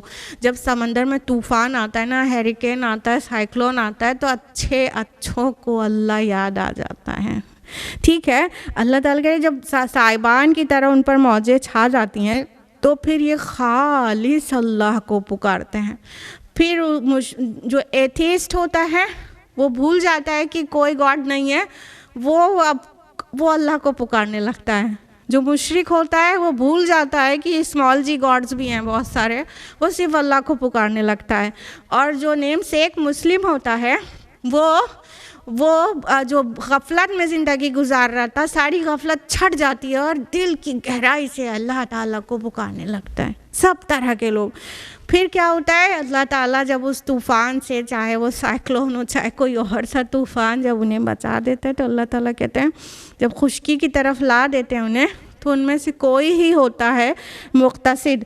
یہ مقتصد جو ورڈ ہے قاف صاد دال قصد سے ہے. اقتصاد کا معنی ہوتا ہے ایکچولی میانہ روی، بیچ کی چال، درمیانی راستہ. تو اللہ تعالیٰ کہہ رہے کوئی ہی ایسا ہوتا ہے جو درمیانی راستے میں ہوتا ہے، باقی سب کیا ہوتے ہیں، فراموش کر دیتے ہیں اللہ تعالیٰ کو. تو جو ایتھیسٹ ہوتا ہے وہ آ کے کیا کہنے لگتا ہے کہ ارے وہ تو ٹائم تھا، وہ تو کمزوری سرزد ہو گئی، دیر از نو گاڈ. وہ تو اس ٹائم کی وجہ سے ہم سے غلطی اور کمزوری، ایک نفس کی کمزوری ظاہر ہو گئی، دیر از نو گاڈ. اور جو آئیڈل ورشپرز ہوتے ہیں یا جو مشرک ہوتے ہیں وہ زمین پر آنے کے بعد کیا کرتے ہیں کہ نذرانے اور شکرانے لے جا کے غیر اللہ پہ بھی چڑھانے لگتے ہیں. ارے ان کا سایہ تھا، ان کے فلاں فقیر کا ہمارے اوپر سایہ تھا، اس نے بچایا، جا کے وہ نیاز وہاں چڑھانے لگتا ہے. اور جو नेम से एक मुस्लिम होता है जो उस वक्त दिल की गहराई से सचमुच वाले अच्छी तरह से अल्लाह ताला को पुकार रहा था, वो क्या करता है कि आके फिर गफलत में सो जाता है। तो कोई ही ऐसे जो दरमियानी चाल यहाँ पर, एक तो मुराद ये है कि बेहतर, क्योंकि दरमियाना रास्ता बेहतर भी होता है, कोई ही बेहतर रहता है, कोई बहुत शाज़ व नाज़िर ही, बहुत कम लोग ही ऐसे होते हैं जो उस वक्त की कैफियत को याद रख के उनकी ज़िंदगी बदल जाती है। बाकी सब क्या करते हैं, अपने दूसरे रविश पे वापस पलट जाते हैं। तो ये करता है हर इंसान अल्लाह ताला के साथ, जब अपनी ज़रूरत होती है तो अल्लाह को पुकारता है और फिर भूल जाता है। तो अल्लाह ताला कह रहे हैं कि वो शख्स निहायती गद्दार और नाशुक्रा होता है जो अल्लाह की निशानियों का इनकार करता है। यानी अल्लाह ने उसे बचा लिया, लेकिन वो इतना बेवफा है, खत्तार है, बेवफा है, वादा खिलाफ है, गद्दार है और कफूर ना शुक्रा है। उसको बचा लिया ज़िंदगी उसकी, उसने उस वक्त वादा किया था अल्लाह से, बस अल्लाह पाक इस वक्त बचा लीजिए, उसके बाद ज़िंदगी भर नेक रह के गुजार दूंगा, और वापस आके सारे वादे फरामोश। तो ऐसा खत्तार है वो, बहुत ज़्यादा गद्दार, और कफूर है कि वो बहुत नाशुक्रा है। उस वक्त अल्लाह ने उसको मुसीबत से बचाया और आके शुक्रगुजारी किसी और की कर रहा है, या तो अल्लाह का शुक्र करना भूल गया। तो ये पिछली आयत जो थी जिसमें सब्बार और शकूर आया था, उसका दोनों कंट्रास्ट आया है, खत्तार और कफूर। या अय्युहन्नासु इत्तक़ू रब्बकुम वख़्शौ यौमन ला यजज़ी वालिदुन अन वलदिही, लोगों बचो अपने रब के गज़ब से और डरो उस दिन से जब कोई बाप अपने बेटे की तरफ से बदला न देगा। वला मौलूदुन हुआ जाज़िन अन वालिदिही शैआ, और ना कोई बेटा अपने बाप की तरफ से कुछ बदला देने वाला होगा। इन्न वादल्लाहि हक़, बस अल्लाह का वादा सच्चा है। फ़ला तग़ुर्रनकुमुल हयातुद दुनिया वला यग़ुर्रनकुम बिल्लाहिल ग़रूर, ये दुनिया की ज़िंदगी तुम्हें धोखे में न डाले, और देखो सबसे बड़ा धोखेबाज अल्लाह के मामले में तुम्हें ना धोखा देने पाए। अब अल्लाह सुब्हान तआला फरमा रहे हैं कि ऐ लोगों, तुमको किस चीज़ से डराया जा रहा है। एक तो इत्तक़ुल्लाह, अल्लाह का तक़वा इख्तियार करो, अल्लाह की नाफरमानी से डरो और बचो। दूसरा वख़्शौ यौमन ला यजज़ी, उस दिन से डरो जिस दिन जो वालिद है वो बेटे के काम नहीं आएगा। दुनिया में वालिद की सारी कमाई अपनी औलाद के लिए होती है ना, सारा काम वो अपने बच्चों के ही लिए तो करता है। तो अल्लाह ताला कह रहे हैं कि वो आखिरत में कोई वालिद नहीं आ जाएगा जो अल्लाह ताला से कह दे कि या रब्बुल आलमीन, ये मेरा बच्चा है, इसको बख्श दीजिए और इसके बदले में मुझे जहन्नम में डाल दीजिए। कोई बाप नहीं आएगा। दुनिया में हमेशा साया बना रहता है वालिद, और उस दिन बिल्कुल भी नहीं आएगा। और ना कोई औलाद, ना जनी हुई औलाद किसी की वो आएगी कि ये मेरी अम्मी हैं, ये मेरे अब्बू हैं, इनको आग में जलता वो मैं नहीं देख सकती, मुझे आग में डाल दीजिए, इन्हें बचा लीजिए। कोई नहीं आएगा। जिस दिन वालिद और बेटा कोई काम नहीं आएगा, औलाद कोई काम नहीं आएगी। और अल्लाह ताला कह रहे हैं अल्लाह का वादा सच्चा है, यानी क़ियामत आके रहने वाली है। इसमें धोखे में ना पड़ना। धोखे में किस चीज़ से पड़ता है? फ़ला तग़ुर्रनकुमुल हयातुद दुनिया, देखो दुनिया की ज़िंदगी तुम्हें धोखे में ना डाले। ये यहाँ पे तुम आजमाए जाने के लिए आए थे, यहाँ की रौनकों में तुम खो न जाओ। ये सब कुछ एक धोखा है। असल ज़िंदगी तुम्हारी शुरू होगी जब से तुम्हारी रूह निकाली जाएगी, असल ज़िंदगी वहाँ से शुरू होगी। ये धोखा है। बहुत तरह के धोखे हो सकते हैं। इंसान सोचता है कि मतलब दुनिया में हमें बहुत कुछ मिला है तो आखिरत में भी मिलेगा, इस तरह का भी धोखा हो सकता है।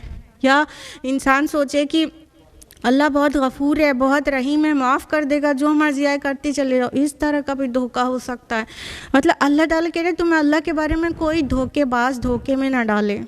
यूँ तो सबसे बड़ा धोखेबाज दगाबाज शैतान को कहा जाता है। तो अक्सर मुफस्सिरून कहते हैं कि शैतान के मुतालिक है कि जो गरूर है, वला यग़ुर्रनकुम बिल्लाहिल गरूर, ये गरूर सबसे बड़ा दगाबाज तुमको धोखा ना देने पाए। तो ये अलग अलग लोगों के लिए मौलाना मौदूदी कहते हैं अलग अलग हो सकता है کہ کسی کے لیے شیطان سب سے بڑا دھوکے باز ثابت ہو سکتا ہے، کسی کے لیے نفس، کسی کے لیے کوئی لیڈر، کسی کے لیے کوئی اور دوسرا انسان جو اس کی کمزوری ہو. تو اللہ تعالیٰ کہتے کوئی تمہیں دھوکہ نہ دے اللہ کے بارے میں. قرآن سے تم ہدایت لو تو تمہیں کوئی دھوکہ نہ دینے پائے گا، اور دنیا کی زندگی میں دھوکے میں پڑ کے تم اپنا آخرت کا نقصان نہ کر لینا. لاسٹ آیا ہے ان اللہ عنده علم الساعہ، اس گھڑی کا علم اللہ ہی کے پاس ہے. وَيُنَزِّلُ الْغَيْثَ، اور وہی بارش برساتا ہے. وَيَعْلَمُ مَا فِي الْأَرْحَامِ، وہی جانتا ہے ماؤں کے پیٹوں میں کیا پرورش پا رہا ہے. وَمَا تَدْرِي نَفْسٌ مَاذَا تَكْسِبُ غَدًا، کوئی متنفس نہیں جانتا کہ وہ کل کیا کمائی کرنے والا ہے. وَمَا تَدْرِي نَفْسٌ بِأَيِّ أَرْضٍ تَمُوتُ، اور نہ ہی کوئی متنفس کو یہ خبر ہے کہ کس زمین میں مرے گا. ان اللہ علیم خبیر، اللہ ہی سب کچھ جاننے والا اور باخبر ہے. یہ آخری آیت ہے سورہ لقمان کی. اللہ تعالیٰ نے یہاں پر 5 چیزوں کا ذکر کیا ہے. ایک، اللہ ہی کے پاس علم الساعہ ہے، یعنی ساعہ مینس ہوتا ہے گھڑی، دا آر نا. تو ساعہ قیامت کے لیے استعمال ہوتا ہے، لیکن ساعہ اس گھڑی کو کہتے ہیں جس وقت زلزلہ آئے گا اور سب کچھ قیامت برپا ہوگی، مطلب سب ڈولنے لگے گا اور سب کچھ ختم ہونا رہے گا. اور قیامت قیام سے ہے، یعنی وہ دن جس دن سب پھر سے کھڑے ہو جائیں گے اور حساب و کتاب دیں گے. تو اس گھڑی کو جس وقت سور میں پھونکا جائے گا اور زلزلہ آئے گا اس کو ساعہ کہیں گے، اور وہ جو آخرت کا جو دن ہوگا کھڑے ہونے والا اور اللہ کے یہاں حساب دینا ہوگا اس کو قیامت کہتے. بہرحال تو علم الساعہ، مشرکین مکہ اللہ کے رسول سے پوچھتے رہتے تھے بتائیے تو پھر قیامت کب آئے گی، تو اس کا جواب دیا گیا ہے. دیکھا جائے تو پوری ہی بات اس کا جواب ہے کہ قیامت کا علم تو صرف اللہ ہی کو ہے. اور آگے فرمایا کہ اور بارش، وہی بارش برساتا ہے. وَيُنَزِّلُ الْغَيْثَ، غیث اس بارش کو کہتے ہیں جو استغاثے کے بعد، گڑ گڑانے کے بعد، دعاؤں کے بعد حاصل ہوتی ہے. ٹھیک ہے، تو اللہ ہی بارش برساتا ہے. تم دعائیں مانگتے ہو، اللہ ہی برساتا ہے. تو اللہ تعالیٰ تمہیں تو اس کی بھی خبر نہیں ہے کہ بارش ہوگی کہ نہیں ہوگی. یہ الگ بات ہے کہ سائنس ٹیکنالوجی ایڈوانس ہونے کے بعد تھوڑا سا انسان کو پتہ چل جاتا ہے، وہ بھی قیاس غلط بھی ہوتا ہے. ویدر فورکاسٹنگ آپ کو پتہ ہے اکثر غلط ثابت ہوتی رہتی ہے. اور وہ جانتا ہے ماں کے پیٹ میں کیا ہے. یہاں پہ یہ نہیں لکھا ہے لڑکی ہے یا لڑکا ہے، یہ کہا کہ کیا ہے، نیک ہے، بد ہے، اچھا ہے، برا ہے، ذہین ہے، فتین ہے، گوار نکلے گا، کیسا نکلے گا کسی کو نہیں پتہ ہے، صرف اللہ کو پتہ ہے. وما تدری نفس ماذا تکسب غدا، اور کوئی متنفس یہ نہیں جانتا کہ کل کو کیا کرے گا. تو انسان کو یہ بالکل بھی نہیں پتہ رہتا کہ جو ماں کے پیٹ میں ہے وہ نکلنے کے بعد انجینئر بنے گا کہ ڈاکٹر کی چکا بنے گا کہ چور، نہیں پتہ رہتا، کسی کو بھی نہیں پتہ. اور نہ ہی یہ کسی کو پتہ چل سکتا ہے کہ وہ کس سرزمین میں مرے گا. کوئی کس سفر کر کے کہیں گیا اور وہیں فوت ہو گیا، کسی کو پتہ رہتا ہے اتنی دور دراز جا کے مرے گا، کس زمین میں مرے گا کوئی اب کسی آلات سے پتہ نہیں لگا سکتا. اللہ تعالیٰ علم اور خبر رکھنے والا ہے. غور کریں تو پتہ چلے گا کہ 5 چیزوں میں اللہ نے علم کے ڈینائی نہیں کیا ہے دوسروں کی، 3 چیزوں میں کیا ہے. پہلا علم الساعہ، اس پہ ڈینائی کیا ہے کہ اللہ ہی کے پاس اور کسی کے پاس نہیں ہے. دوسرے میں نہیں کیا ہے بارش کا برسانا، یہ بتایا ہے صرف کہ بارش جو برسائی جاتی ہے وہ اللہ ہی بارش کو نازل کرتا ہے، دوسروں کی نفی نہیں کی ہے. یہاں پہ تھوڑا بہت علم دوسروں کو بھی ہو جاتا ہے، یہ الگ بات ہے کہ پورا کسی کو بھی نہیں ہو سکتا. اور تیسری چیز ماں کے پیٹ میں کیا ہے، تھوڑا بہت تمہیں پتہ چل سکتا ہے، پورا نہیں پتہ چل سکتا، حالانکہ یہاں پہ نفی نہیں ہے. تو تیسری اور چوتھی چیز میں نفی نہیں ہے، تمہیں نہیں پتہ چلے گا. اور دوسری اور تیسری چیز میں، اور چوتھی چیز میں کہ کل کیا کرے گا اور کس زمین میں مرے گا، اس میں نفی کی گئی ہے، تمہیں نہیں پتہ. تدری آیا ہے 2 بار، تدریج درا یدری درایت کا معنی ہوتا ہے کوشش کر کے، انالیسس کر کے، غور کر کے کسی علم کو حاصل کرنا، کسی چیز کو جاننا. تعلم نہیں کہا گیا، تدری کہا گیا. ٹھیک ہے، تو مطلب تم چاہے جتنی کوشش کر لو یہ تین چیز بالکل بھی نہیں جان سکتے. تم چاہے لیبورٹری میں کوشش کر لو اور چاہے تم انالیسس کرو یا غور و فکر کرو، تم نہیں جان سکتے. اللہ تعالیٰ علم رکھنے والا اور خبر رکھنے والا ہے. تو یہ کچھ چیزوں کا بیان ہے کہ تم اتنی چیزیں تو جان نہیں سکتے، تو تم کیا ہی یہ سوال کرتے ہو کہ قیامت کب آئے گی، وہ ساعہ کب آئے گی، تم اس کو کیوں کر ہی جان پاؤ گے. تو اس کا علم صرف اور صرف اللہ ہی کے پاس ہے. کہنے کا مطلب اپنی تیاری کرو. اس کے ساتھ ہی یہ سورہ یہیں پر مکمل ہوتی ہے. اللہ تعالیٰ سے دعا ہے کہ وہ ہم سبھی کو قرآن مجید پڑھنے، غور و فکر کرنے، عمل کرنے اور دوسروں تک پہنچانے کی توفیق عطا فرمائے. آمین. وآخر دعوانا الحمد للہ رب العالمین. والسلام علیکم ورحمۃ اللہ وبرکاتہ.